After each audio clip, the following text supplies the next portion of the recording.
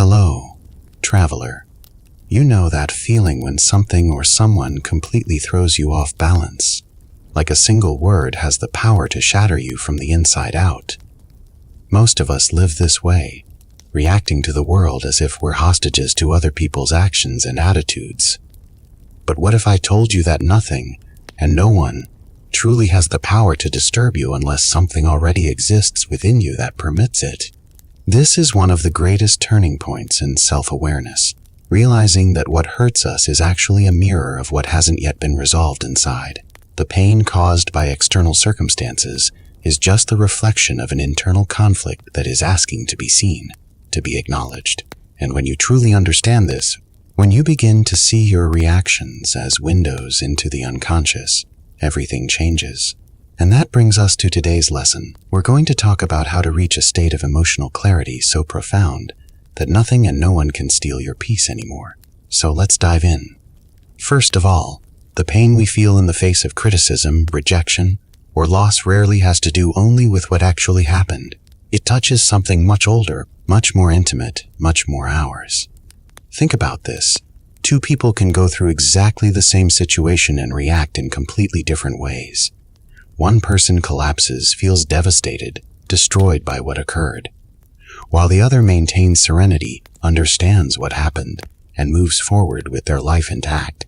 The difference isn't in the situation itself.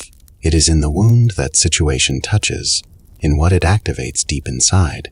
Our reactions are shaped by implicit memories, those stored in the unconscious, connected to how we were loved, how we were cared for, or how we were rejected in childhood. If someone ignores you today and it destroys you inside, maybe it is not just about what is happening now. It might be about all the times you felt invisible when you were small, when you were young and vulnerable and needed to be seen. And the more you run from this mirror, the more the world will show you this reflection, repeating situations until you finally look inward, until you face what needs to be faced. Second thing, we grow up believing that if we're kind enough, if we're strong enough, or intelligent enough, then the world will treat us well. But this is one of humanity's greatest illusions, thinking we can control how others behave, how they feel, or how they react to us. The human brain seeks predictability, so we try to control people, situations, outcomes, in an unconscious attempt to feel more secure, to feel safer in an unpredictable world. But the paradox is cruel. The more we try to control, the more we suffer. And emotional freedom is born when we understand that nothing outside of us can be controlled. Nothing. The only thing we can learn to control is the way we respond to what happens around us. And here is the key question, traveler. These external influences only have the power to destabilize us when they find within us a fragility, an emotional echo, a place where they can land and take root. When you learn to shield this, when you heal these internal wounds, the words and actions of others simply pass by without finding anywhere to attach, nowhere to stick. Carl Jung said something powerful. Until you make the unconscious conscious, it will direct your life, and you will call it fate. This phrase is almost like a map for understanding why life seems to repeat certain patterns, why the same types of relationships recur, why the same pains resurface, why the same frustrations keep showing up. But the unconscious isn't an enemy. It is simply the repository of parts of ourselves that were repressed, forgotten, or denied. All that anger, all that pain, all that sadness stored away without being understood, it doesn't disappear. It just changes form. And if these things aren't brought into the light of consciousness, they manifest as symptoms, as self-sabotaging behaviors, as anxiety crises, or depression. Repressed emotions remain registered in the body and in the nervous system, silently influencing our choices and our perceptions of reality. That is why ignoring the unconscious is like leaving a child locked in a dark room. She won't disappear. She'll just scream louder and louder until she is heard, until someone pays attention. So true emotional strength doesn't come from closing yourself off to the world. It is not about building walls, hardening your heart, or pretending nothing affects you. It is about integrating everything you are, including what you don't like about yourself, what you've been taught to hide or deny. Jung called this process individuation, becoming an individual, becoming who you truly are instead of who the world expects you to be. Individuation is the path of total acceptance, acceptance of your shadows, your fears, your insecurities, your flaws.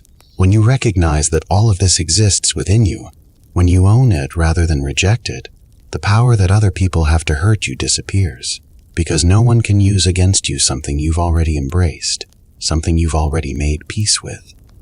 Radical self-acceptance is the foundation of true psychological freedom. And accepting isn't the same as conforming or giving up. Accepting is recognizing what is, and from that place of truth, consciously choosing what you want to become, choosing which aspects of your personality you'll cultivate, and which you'll let fade away. And there is more. Most people flee from pain as if it were an enemy, something to avoid at all costs. But in reality, suffering is a compass, a messenger from the soul, a teacher. Jung said that depression is like a lady in black who needs to be invited to sit at the table and be heard. Because when you listen to what pain wants to tell you, when you stop running and start paying attention, it stops being a burden and becomes a transformative force. Analytical psychology and somatic psychotherapy point out that suffering arises when there is a disconnection between what we feel and what we express. Pain comes to reconnect us, to force us to look at what is being avoided, what we're refusing to acknowledge. So it is not necessary to fight against sadness, against loneliness, against anger. What is necessary is to understand them, to listen to what they're trying to communicate, because every emotion carries a message, and ignoring that message only makes it louder, more insistent, more disruptive. When you begin to welcome suffering as part of the growth process, your life stops being a war and becomes constant learning instead. You shift from resistance to acceptance, from fighting to understanding. See, true emotional immunity isn't coldness, it is clarity. When you know your triggers, when you understand your wounds and recognize your patterns, the actions of others lose their power to destroy you. You no longer react automatically, you simply observe. You feel things, but you don't drown in emotions. You experience them without being overtaken by them. Consciousness is the most powerful shield that exists, not because it protects you from the world, but because it protects you from yourself, from your own impulsive reactions, from your unconscious patterns running the show. Studies in mindfulness and neuroplasticity show that cultivating this self-awareness literally changes the structure of the brain, increasing activity in regions associated with emotional self-regulation. In other words, the more conscious you become of who you are, the less vulnerable you are to the chaos coming from outside. Life's pains continue to exist. They don't disappear, but they no longer dominate you. You feel them, you understand them, and you move forward. And it is at this point that the world can scream all at once, but you no longer lose your peace. You remain centered, grounded in yourself.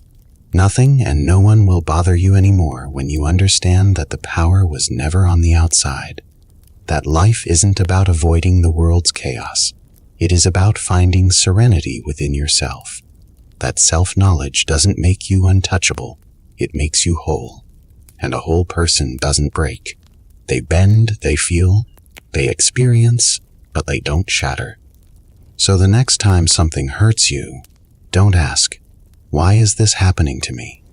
Ask instead, "What within me still needs to be healed so that this doesn't wound me anymore? What part of me is this touching? What old pain is being activated?" This is how you liberate yourself.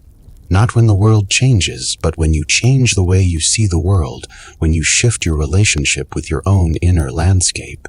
Freedom isn't found in controlling external circumstances.